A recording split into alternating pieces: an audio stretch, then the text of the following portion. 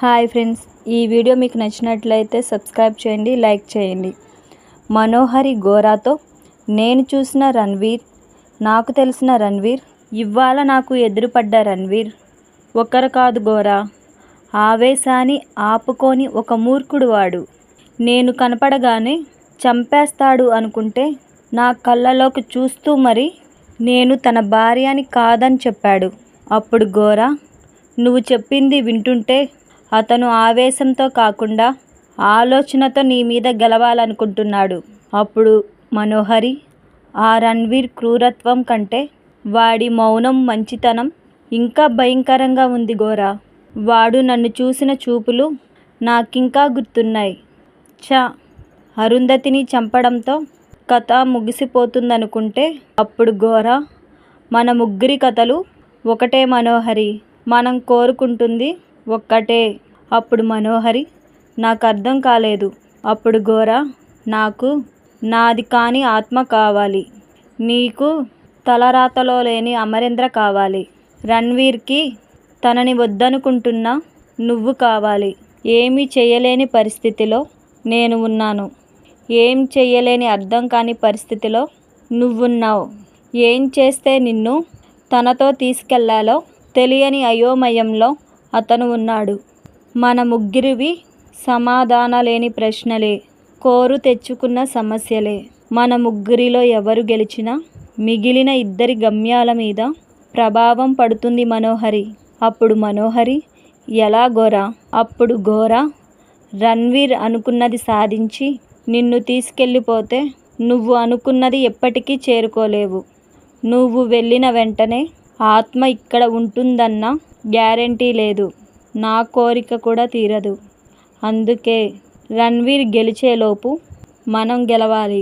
మనం ఒంటరిగా పోరాడలేము, ఒకటిగా పోరాడాలి. అప్పుడే బలం పెరుగుతుంది మనోహరి. అప్పుడు మనోహరి, సరే గోరా, ఇక నుంచి కలిసే ప్లాన్ చేద్దాం అంటుంది. అప్పుడు గోరా, మాట ఇవ్వడం అంటే ప్రాణం ఇవ్వడం లాంటిది మనోహరి. ఒక్కసారి ఇచ్చేస్తే మళ్ళీ తిరిగి తీసుకోలేము. ఆలోచించి చెప్పు. ఎందుకంటే మనం ఎదురెళ్తుంది విధికి, తలరాతకి. ఈ యుద్ధం అంత సులువుగా ఉండదు. అప్పుడు మనోహరి, అమర్ నా మెడలో తాళి కట్టకుంటే నేను బ్రతికున్న ఉపయోగం లేదు. నేను బ్రతికి కూడా ఉండలేను. అప్పుడు గోరా, సరే అయితే తరువాత ఏం చెయ్యాలో నేను ఆలోచిస్తాను. నువ్వెళ్ళి అమరేంద్ర ఆత్మ జన్మ రహస్యం ఎవరికి చెప్పకుండా చూడు. రక్తబంధం బయటపడితే విడదీయడం అసంభవం.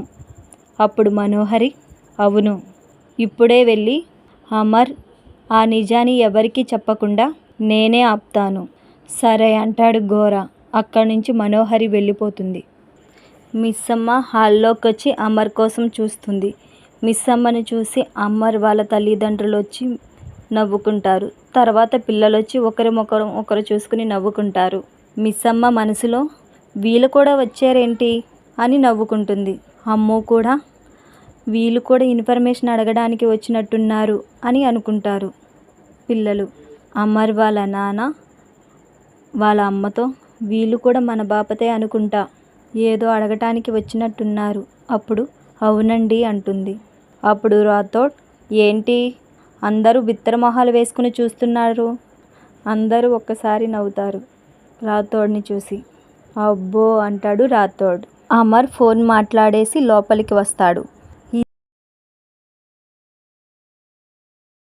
ఇదంతా గుప్తా, అరుంధతి చూస్తూ ఉంటారు. అప్పుడు అరుంధతి గుప్తాతో, అందరూ వచ్చారంటే ఖచ్చితంగా ఆయన్ని గట్టిగా అడుగుతారు. ఈరోజు ఆయన నా కన్నవాళ్ళ గురించి నిజం చెప్పేస్తారు.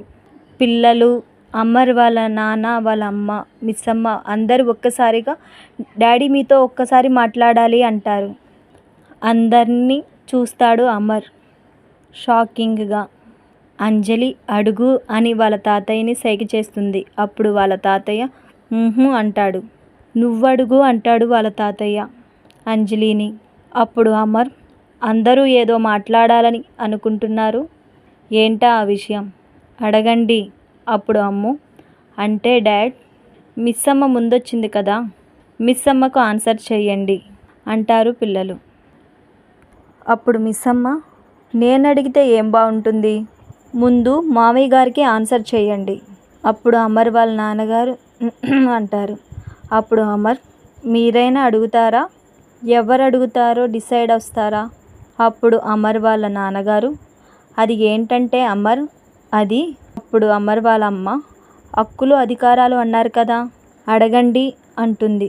అప్పుడు రాథోడ్, సార్, మీరు ఈ ఇంటికి పెద్ద పులి లాంటి వాళ్ళు, మీరు కూడా తడబడితే ఎలా సార్, అడగండి సార్ అంటాడు.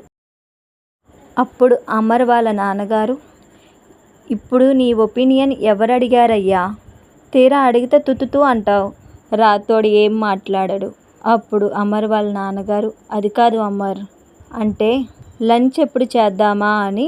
అప్పుడు అమర్ వాళ్ళ అమ్మ, ఏం లేదు నాన్న, అందరి మనసులో ఉన్నది ఒకటే ప్రశ్న, అందరికీ కావాల్సింది ఒకటే సమాధానం. కోడలి కల్నవాళ్ళ గురించి తెలుసుకోవడానికి వెళ్ళిన నీవు ఏం తెలుసుకున్నావు నానా, ఎందుకు ఎవరికి సమాధానం చెప్పకుండా ఇలా సైలెంట్గా ఉన్నావు?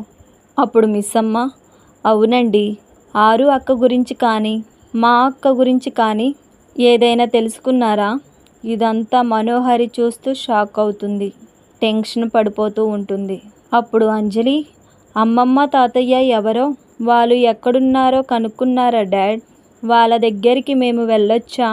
అప్పుడు అమ్ము, వాళ్ళని ఒకసారి చూస్తాం డాడ్, అమ్మ గురించి వాళ్ళకి చెప్తాము. అప్పుడు అరుంధతి, మీ మనసులో ఏముందో మాటలుగా బయటికి చెప్పండి ప్లీజ్. అప్పుడు అమర్ వాళ్ళ నాన్నగారు, నిన్నటి నుంచి బాధగా ఉన్నావు, ఎవ్వరితో మాట్లాడటం లేదు, నిన్ను నిలకడగా నుంచోలేని ఆ నిజమేంటో చెప్పు అమర్. మిస్సమ్మ, ప్లీజ్ అండి, ఇలా మౌనంతో కాకుండా మాటలతో సమాధానం చెప్పండి, ఈ సైలెన్స్ని తట్టుకోలేకపోతున్నాం అంటుంది అమర్తో. ఇదంతా చూస్తూ మనోహరి మనసులో, వీళ్ళు అడిగేది చూస్తుంటే అమర్ నిజం చెప్పేసేలా ఉన్నాడు, ఏదో ఒకటి చేసి ఆపాలి. అప్పుడు ఆనంద్, ఎందుకు డాడీ ఏం చెప్పట్లేదు అంటాడు అమర్తో. ప్లీజ్ అమ్మ వాళ్ళ పేరెంట్స్ గురించి మీరేం తెలుసుకున్నారో చెప్పండి అంటాడు. అప్పుడు మనోహరి, అమర్ చెప్పడం లేదంటే అది చెప్పకూడనిది అయ్యుంటుంది, ఎందుకు అలా ఒకరి తర్వాత ఒకరు ప్రశ్నల మీద ప్రశ్నలు వేసి ఇబ్బంది పెడుతుంటున్నారు? అందరూ మనోహరి వైపు కోపంగా చూస్తారు. అప్పుడు మిస్సమ్మ, ఇబ్బంది పెట్టడం లేదు మనోహరి గారు, ఇన్ఫర్మేషన్ తెలుసుకోవాలని అనుకుంటున్నాం అంతే. అప్పుడు అమర్ వాళ్ళ నాన్న, చెప్పమర్, అసలు ఏం జరిగింది? అప్పుడు అమర్, నిన్న ప్రార్థన చిల్డ్రన్స్ హోమ్కి వెళ్ళాం. అప్పుడు అరుంధతి తర్వాత అంటుంది. మనోహరి మనసులో నో నో అంటుంది. చెప్పకమర్ అంటుంది మనసులో. ఆరు వాళ్ళ పేరెంట్స్ గురించి ఎంక్వైరీ చేశాం, కానీ ఏమీ తెలియలేదు. అప్పుడు మిస్సమ్మ, తెలియలేదా? లేదు అంటాడు అమర్. ఆరు సరస్వతి గారి దగ్గరకు వచ్చే ముందు చాలా ఆశ్రమాలు మారిందంట, కనుక్కోవడం కష్టం అని చెప్పారు. అప్పుడు మిస్సమ్మ, మరి వేరేలా ట్రై చేస్తే అప్పుడేమైనా అంటే ఇంతలో అమర్, కష్టమని చెప్తున్నానుగా మిస్సమ్మ, అయినా నా ప్రయత్నాలు నేను చేస్తాను, ఏమైనా ఇన్ఫర్మేషన్ తెలిస్తే నేనే చెప్తాను, అప్పటిదాకా మీరు దేని గురించి అడగకండి అందరితో చెప్తాడు. అమర్ రాథోడ్ని కార్ తీయమని చెప్తాడు. అక్కడి నుంచి రాథోడ్ అమర్ వెళ్ళిపోతారు. అప్పుడు మనోహరి మనసులో, కారణం ఏదైనా అమర్ దాని కన్నవాళ్ళ గురించి చెప్పలేదు, ప్రస్తుతానికి సేఫ్ అయ్యాను అనుకుంటుంది. అంజు డల్గా కూర్చుంటుంది. అమ్ము వచ్చి ఏమైందే డల్గా ఉన్నావు అంటుంది. అప్పుడు అంజలి, డాడీ అమ్మ వాళ్ళ పేరెంట్స్ ఎవరో తెలియదని చెప్పారు కదా అమ్ము. అప్పుడు అమ్ము, అంజు ఏంటే దానికే ఇలా అయిపోవాలా? మా అంజు అంటే చాలా పాజిటివ్గా ఉంటుందనుకున్నాను, కానీ ఇలా చిన్నదానికే బాధపడుతుంది అనుకోలేదు. అప్పుడు అంజలి, టెడ్డీలో నుంచి అమ్మ వాయిస్ రావట్లేదు అమ్ము అంటుంది అంజలి. ఇలా ఇవ్వు అని అమ్ము తీసుకుంటుంది టెడ్డీ బియర్ని. అప్పుడు అంజలి, అమ్మ నా బర్త్డేకి ఎంతో ప్రేమగా వాయిస్ రికార్డ్ చేసి ఇచ్చిన టెడ్డీ బియర్ ఇది, ఇది కూడా పనిచేయడం లేదు. ఇదంతా మిస్సమ్మ వింటూ ఉంటుంది. అప్పుడు అంజలి, అమ్మ మనకి దూరమైపోతున్నట్టు ఉంది అమ్మో అంటుంది. అప్పుడు అమ్మ ఎప్పటికీ మనతోనే ఉంటుంది. అప్పుడు మిస్సమ్మ వాళ్ళ దగ్గరికి వచ్చి ఆ టెడ్డీ బియర్ రిపేర్ అవుతుందేమో నేను చూడనా అంటుంది. ఓకే అంటారు. మిస్సమ్మ ఆ టెడ్డీ బియర్ని రిపేర్ చేస్తుంది. పిల్లలందరూ కలిసి thank you Missamma, thank you so much అని మిస్సమ్మతో అంటారు. అరుంధతి ఆలోచిస్తూ ఉంటుంది. అక్కడికి వచ్చిన గుప్తా మనసులో తల్లిదండ్రుల గురించి తెలియదనేసరికి ఈ బాలిక ఆలోచనలో పడింది. అతగాడి మాటల్లో భావం పసిగట్టిందా ఏంటి? అప్పుడు గుప్తా అరుంధతితో, బాలిక, ఎందులకు అలా ఆలోచించితివి? అప్పుడు అరుంధతి, నా కన్నవాళ్ళు గురించి గుప్తా గారు. అప్పుడు గుప్తా, ఏమీయూ తెలియనని మీ పతిదేవుడు చెప్పితిరి కదా. అప్పుడు అరుంధతి, అది అబద్ధం గుప్తా గారు. ఆయనకు అబద్ధం చెప్పడం రాదు గుప్తా గారు.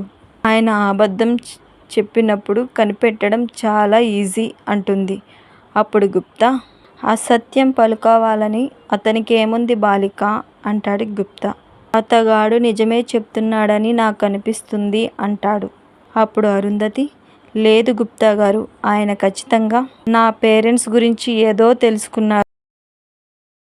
ఆయన చెప్పే నిజం ఇంట్లో వాళ్ళకంటే సంతోషం బాధ పెడుతుందనుకుంటే ఆయన చెప్పలేదేమో అనిపిస్తుంది. ఆయన నిజం దాచడానికి ఈ ఇంట్లో ఎవరికో సంబంధం ఉందనిపిస్తుంది. అప్పుడు గుప్తా మనసులో, అతని మౌనంలో కూడా అతని బాధ అర్థమైందా? ఆయన మనసులోని సంకోచం కూడా నీకు తెలిసినదా? ప్రభు, ఇంత గొప్ప జంటని వేరు చేసి చాలా తప్పు చేసేతివి అనుకుంటాడు. అప్పుడు అరుంధతి, గుప్తా గారు, మీరు నిజం తెలిసినా చెప్పరని నాకు తెలుసు.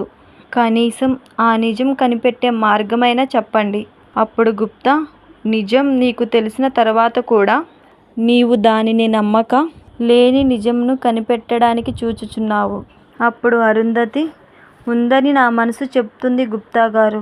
ఖచ్చితంగా నా తల్లిదండ్రులు ఎవరో ఆయనకు తెలుసు అంటుంది. అప్పుడు గుప్తా, అది నీ భ్రమ మాత్రమే బాలిక. నీ కన్నవాళ్ళ గురించి వివరాలు తెలియరాలేదని నీతో అలా మాట్లాడుచుంటువి.